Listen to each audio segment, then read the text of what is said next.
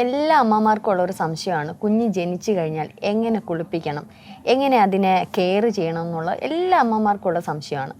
എന്നോടൊപ്പം ഉള്ളത് നമ്മുടെ രശ്മിയാണ് അല്ലേ.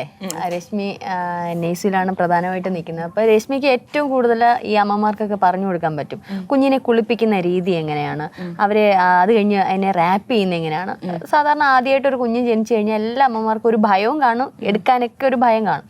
അപ്പോൾ അത് നമുക്കൊന്ന് നമ്മുടെ ഇപ്പം വരാനിരിക്കുക, അതായത് പ്രഗ്നൻ്റ് ആയിട്ട് ഇരിക്കുന്നവർക്കൊക്കെ ഒരു ഉപകാരമായിരിക്കും. ഒന്ന് പറഞ്ഞു കൊടുക്കാമോ? ഓക്കെ, യൂഷ്വലി നമ്മൾ പറഞ്ഞ പോലെ തന്നെ എല്ലാ അമ്മമാർക്കും ഉള്ള ഡൗട്ട് തന്നെ ആയിരിക്കും ബേബിയെ ഫസ്റ്റ് ടൈം കുളിപ്പിക്കുന്നത് എങ്ങനെയാണെന്നുള്ളത്. യൂഷ്വലി നമ്മൾ ഹോസ്പിറ്റൽ എൻവയോൺമെൻറ്റിൽ നമ്മൾ ബേബി ബാത്ത് കൊടുക്കാറില്ല.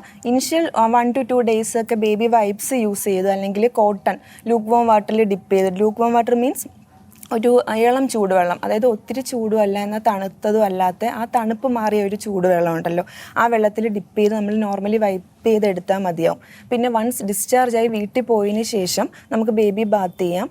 അത് ബേബി 2.5 kg എബോവ് ആണെങ്കിലാണ് നമ്മൾ ബേബി ബാത്ത് യൂഷ്വലി പറയുന്നത്.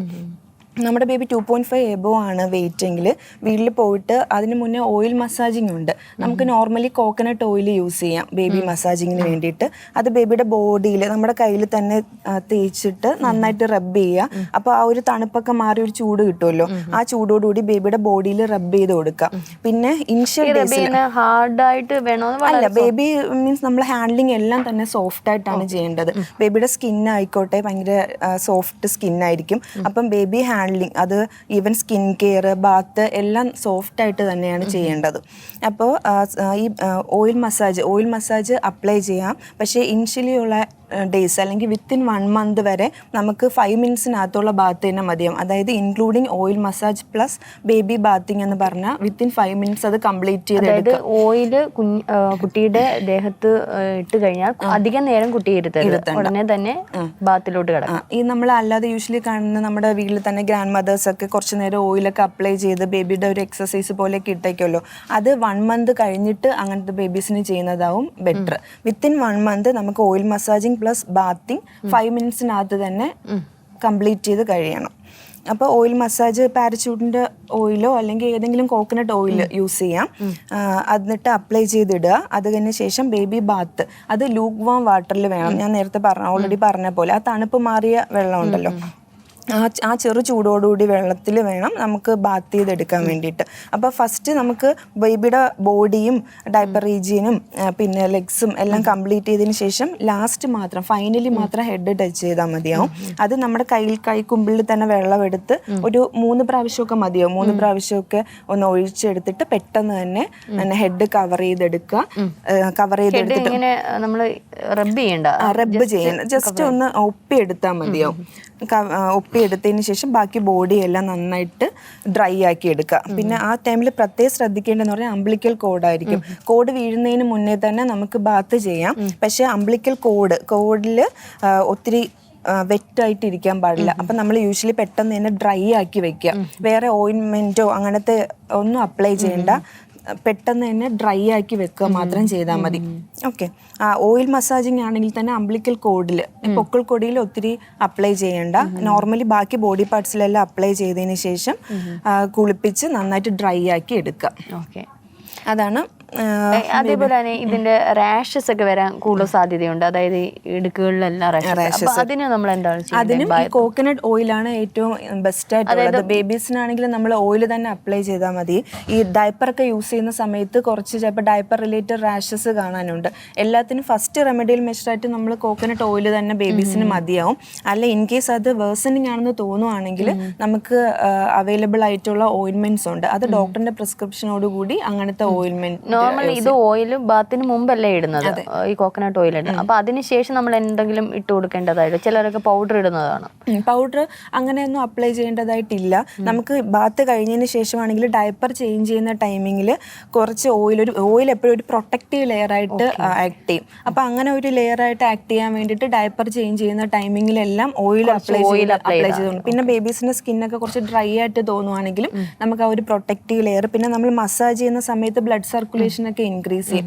അതെല്ലാം ബേബിയുടെ ഗ്രോത്ത് ആൻഡ് ഡെവലപ്മെന്റിനും ബ്രെയിൻ സ്റ്റിമുലേഷനും ഹെൽപ്പ് ചെയ്യും. കുഞ്ഞിനെ കമത്തിയിട്ടിട്ട് നമുക്ക് ബാക്ക് കഴിയുമ്പം ചരിച്ചാൽ മതി, ഫുള്ളി പ്രോണിലാക്കണ്ട. ഒരു സൈഡ് ലൈനിൽ നമുക്ക് സപ്പോർട്ട് ചെയ്ത് സൈഡിലോട്ട് ആക്കിയാൽ മതിയാവും. ഓക്കെ. അതേപോലെ തന്നെ ഈ NIC വരുന്ന കുട്ടികളുടെ ഫസ്റ്റ് ബാത്ത് എന്ന് പറഞ്ഞാൽ നമ്മൾ കുറച്ചുകൂടി കെയർ ചെയ്യേണ്ടതായിട്ട്. അതാ പറഞ്ഞേ, പ്രീ ടേം ബേബീസ് ഒക്കെയാണ് NIC ഡിസ്ചാർജ് ആയി പോവുകയാണെങ്കിൽ നമ്മൾ ഇനിഷ്യൽ ഡേയ്സ് ഒന്നും ബാത്ത് പറയത്തില്ല.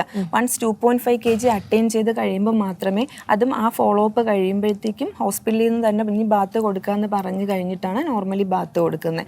അല്ലെങ്കിൽ നമ്മൾ ഈ നേരത്തെ പറഞ്ഞ പോലെ തന്നെ കോട്ടൺ, ചില ബേബീസ് വൈപ്സ് ആണ് വേണമെങ്കിൽ യൂസ് ചെയ്യാം. ചില ബേബീസിന് വൈപ്സ് സ്കിൻ അലർജിക് ആയിരിക്കും. അത് കാരണം നമ്മുടെ കോട്ടൺ ഈ വാം വാട്ടറിൽ മുക്കി തുടച്ചെടുത്ത് ഡ്രൈ ആക്കി എടുത്താൽ മതിയോ. ബാത്തിങ്ങിന് ശേഷം പിന്നെ ഉള്ളതെന്ന് വെച്ചാൽ കുഞ്ഞിനെ പൊതിയാന്നുള്ളത്. കാരണം എനിക്കറിയാം നമ്മൾ റാപ്പ് ചെയ്യുമ്പോൾ കുറച്ച് കഴിയുമ്പോൾ ഇതെല്ലാം ഇതായി പോകും. പക്ഷെ റാപ്പ് ചെയ്യുന്ന ഇതനുസരിച്ചിരിക്കും കംഫർട്ടബിൾ ആയിട്ട് പിന്നെ ആളുടെ സ്ലീപ്പിങ്ങും കാര്യങ്ങളൊക്കെ. അപ്പൊ റാപ്പ് ചെയ്യുന്ന കാണിക്കാം. അപ്പൊ നേരത്തെ പറഞ്ഞ പോലെ തന്നെ നന്നായിട്ട് ഡ്രൈ ആക്കി എടുക്കുക. സ്പെഷ്യൽ കെയർ അംബ്ലിക്കൽ കോഡിന് കൊടുക്കുക. ടൈപ്പർ ഓൾവേസ് അംബ്ലിക്കൽ കോഡിന് ബിലോ വെച്ചിട്ട് വേണം നമ്മൾ ടൈ ചെയ്ത് വെക്കാൻ വേണ്ടിയിട്ട്. പിന്നെ ബേബിയെ കിടത്തുമ്പോൾ യൂഷ്വലി കിട്ടുന്ന ടവലിൽ ഒരു ക്യാപ്പ് എൻഡ് കാണുമല്ലോ, ഹെഡ് കവർ ചെയ്യാൻ വേണ്ടിയിട്ട്. ബേബി ടവലിൻ്റെ ഒരു സൈഡ് ലൈൻ ആയിട്ട് കിടത്തുക. ആ ക്യാപ്പ് വരുന്ന എൻഡ് നമുക്ക് ഹെഡ് കവർ ചെയ്ത് കൊടുക്കുക. എന്നിട്ട് നമ്മൾ ഇടുമ്പോൾ വൺ സൈഡ് കുറച്ച് ലെങ്ത് കൂടുതലായിരിക്കണം, മറ്റേ സൈഡ് കുറച്ച് ലെങ്ത് കുറച്ചാണെങ്കിലും മതി. കയ്യിലൊക്കെ മിറ്റൻസ്, ഗ്ലൗസും സോക്സും എല്ലാം ഇട്ട് കൊടുക്കാം. അതിനുശേഷം റാപ്പ് ചെയ്ത് ഒരു സൈഡിൽ നിന്ന് ഈ പാർട്ട് ഇപ്പുറത്തോട്ട് ബേബിയുടെ ഈ സൈഡിലോട്ട് ടക്ക് ചെയ്ത് വെക്കുക. ഹാൻഡ്സ് ഒക്കെ കറക്റ്റായിട്ട് വെച്ചിട്ട് ടക്ക് ചെയ്ത് വെക്കുക. നെക്സ്റ്റ് ഒരു ലോവർ പോർഷൻ ഉണ്ടാവുമല്ലോ, അത് ഫോൾഡ് ചെയ്ത് നെക്ക് വരെ എത്തുന്ന രീതിയിൽ നമുക്ക് കംഫർട്ടാക്കി വെക്കാം. പിന്നെ നേരത്തെ പറഞ്ഞ ഒരു കുറച്ച് ലെങ്ത് കൂടിയ സൈഡ് ഉണ്ടാവും, അത് നമുക്ക് മൊത്തത്തിൽ ബേബിയെ കവർ ചെയ്ത് ഒത്തിരി ടൈറ്റ് വേണ്ട, ഒരുപാട് ടൈറ്റ് ആയി പോലും നമുക്ക് തന്നെ അറിയാലോ, ഒരു 1 ഫിംഗർ ലൂസിലൊക്കെ കുറച്ച് കിടക്കുന്ന രീതിയിൽ, എന്നാൽ അത്യാവശ്യം നല്ല കംഫർട്ടബിളി ഇരിക്കുന്ന രീതിയിൽ ടൈ. കാരണം ബേബീസിന് എപ്പോഴും കംഫർട്ടബിൾ ആയിട്ടെന്ന് പറയുന്ന ഒരു ടൈറ്റ്നെസ്, അതായത് അവർക്ക് കാരണം അമ്മയുടെ ഗർഭപാത്രത്തിൽ കിടക്കുന്ന ആ ഒരു ഇതിൽ നിന്ന് വിട്ട് പതുക്കെയല്ല കുഞ്ഞു ലോകം കാണുന്നുള്ളൂ. അപ്പൊ എപ്പോഴും കുട്ടിക്ക് ഇങ്ങനെ ഒരു കംഫർട്ടബിൾ ആയിട്ട് ഇങ്ങനെ ഇരിക്കുന്നതായിരിക്കും സുഖകരമായിട്ട് ഉറങ്ങാനും സാധ്യത. കുറച്ച് കഴിയുമ്പോൾ ആള് തന്നെ ഇങ്ങനെ കൈയും കാലും ഒക്കെ ഇട്ടടിച്ചിട്ട് റാപ്പിംഗ് ഇങ്ങനെ പെട്ടെന്ന് ഇതേ. അപ്പം എല്ലാ അമ്മമാർക്കുള്ള പ്രശ്നമാണ് രാത്രിയിലൊക്കെ കിടക്കുമ്പോൾ റാപ്പിംഗ് പെട്ടെന്ന് പോകുമ്പോൾ കുഞ്ഞ് തണുപ്പ് അല്ലെങ്കിൽ ഫാൻ്റെ ഇതായിരിക്കും, AC ഇട്ടേക്കുന്ന പ്രോബ്ലം ഒക്കെ കാണും. അപ്പൊ റാപ്പ് ചെയ്യുമ്പോൾ ഉള്ള ഒരു ഇത് ഈ ാണ് ബേബി ഡയറക്ട്ലി നമ്മൾ ഫാൻ്റെ ഡയറക്റ്റ് താഴെ കിടത്താൻ പാടില്ല. AC ആണെങ്കിൽ ഒത്തിരി കൂളിംഗ് പാടില്ല. അപ്പോൾ ഒരു നോർമലി ഉള്ളൊരു ടെമ്പറേച്ചർ, ബേബീസിന് എപ്പോഴും വേണ്ടത് നല്ല കംഫർട്ടബിൾ ആയിട്ടുള്ള പൊസിഷനും വേണം, അതുപോലെ നല്ല ചൂടായിട്ടിരിക്കാനായിരിക്കും. ആ ഒരു ടെമ്പറേച്ചർ നമ്മൾ എപ്പോഴും മെയിൻറ്റെയിൻ ചെയ്യണം. അതിന് വേണ്ടിയിട്ടാണ് മിറ്റൻസും സോക്സും ക്യാപ്പും പിന്നെ ബാക്കി നന്നായിട്ട് കവർ ചെയ്ത് വെക്കണമെന്ന് പറയുന്നത്. അപ്പോൾ പിന്നെ നമുക്ക് അമ്മമാർക്ക് തന്നെ അസസ് ചെയ്യാൻ പറ്റുന്നതാണ് ബേബിയുടെ പെരിഫറൽ കോർ ടെമ്പറേച്ചർ, അതായത് കൈയും കാലും പ്ലസ് ചെസ്റ്റ് ഓർ അബ്ഡോമൻ, ഇതുമായിട്ട് നമ്മൾ ഡോർസം ഓഫ് ദ ഹാൻഡ്, കൈയുടെ പുറക് വെച്ചിട്ട് നമുക്ക് ടച്ച് ചെയ്ത് ടെമ്പറേച്ചർ ഓക്കെ ആണോ നോക്കാം. എപ്പോഴും ചെസ്റ്റിന്റെ അബ്ഡോമിന്റെ അതേ ടെമ്പറേച്ചറിലായിരിക്കണം 2 കൈയും 2 കാലും ഇരിക്കേണ്ടത്. ചില സമയത്ത് ഇൻ കേസ് അത് കൈയും കാലിലും ടെമ്പറേച്ചർ തണുത്തതാണ് comparing to chest and abdomen തോന്നുവാണെങ്കിൽ ബേബി നന്നായിട്ട് റാപ്പ് ചെയ്യുക, സോക്സും ഗ്ലൗസും ഒക്കെ ഇട്ട് റാപ്പ് ചെയ്ത് കംഫർട്ടബിൾ ആക്കി വെക്കുക. ഒരു ½ ആൻ അവർ കഴിയുമ്പോൾ റീഅസസ് ചെയ്യണം ബേബിയുടെ ടെമ്പറേച്ചർ ഓക്കെ ആണോ എന്നുള്ള കാര്യം.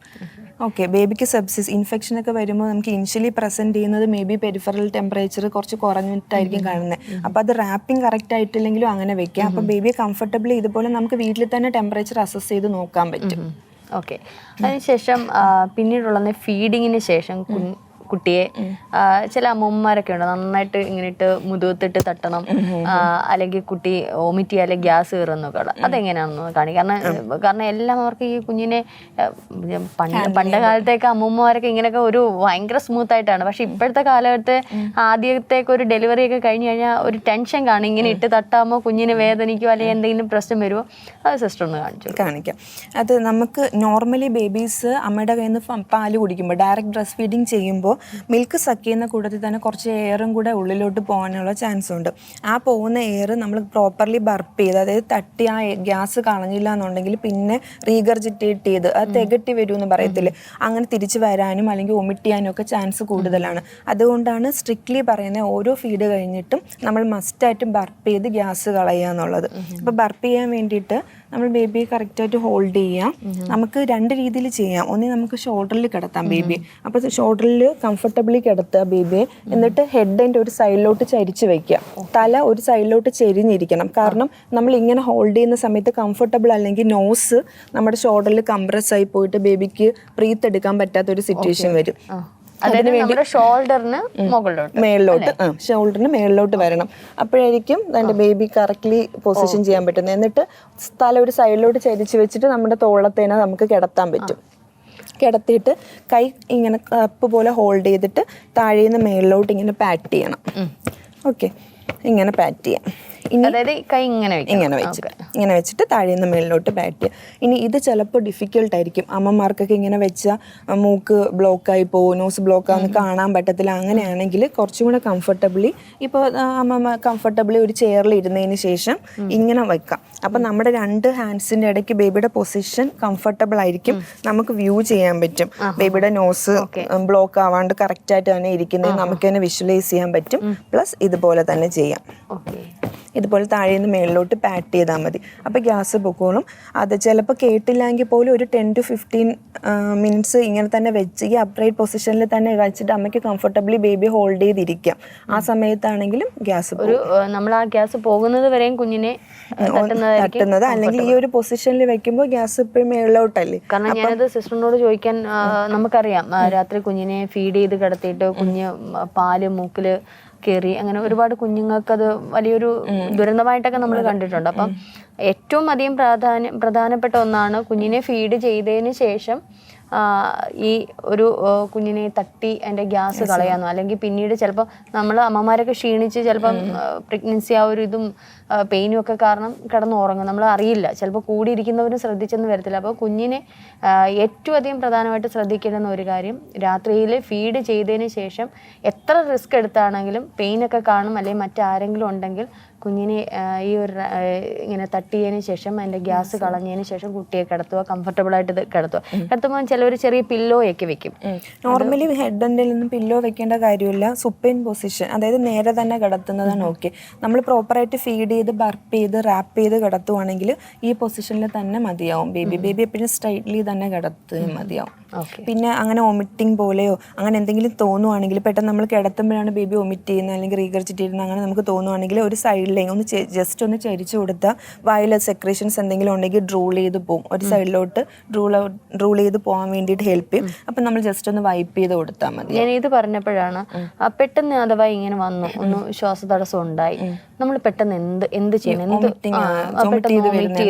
ഒന്ന് കുഞ്ഞൊന്ന് ഇതായി പെട്ടെന്ന് തിരിച്ച് വോമിറ്റിംഗ് ആയിട്ട് തോന്നുവാണെങ്കിൽ പെട്ടെന്ന് തന്നെ നമുക്ക് ചരിച്ച് വെക്കാം. അല്ലെങ്കിൽ നേരത്തെ പറഞ്ഞ പോലെ തന്നെ നമ്മുടെ ചെസ്റ്റിൽ കിടത്തിയിട്ട് തല ഒരു സൈഡിലോട്ട് ചരിച്ച് നന്നായിട്ടൊന്ന് ബർപ്പ് ചെയ്ത് കൊടുത്താൽ മതിയാവും. പിന്നെ വായിൽ റിമൈനിങ് സെക്രീഷൻസോ അല്ലെങ്കിൽ മിൽക്ക് തന്നെ ഹോൾഡ് ചെയ്ത് വെച്ചിരിക്കും, അങ്ങനെ എന്തെങ്കിലും ചെയ്യുകയാണെങ്കിൽ അത് ഫുള്ള് തുടച്ച് വൈപ്പ് ഓഫ് ചെയ്ത് കൊടുക്കുക.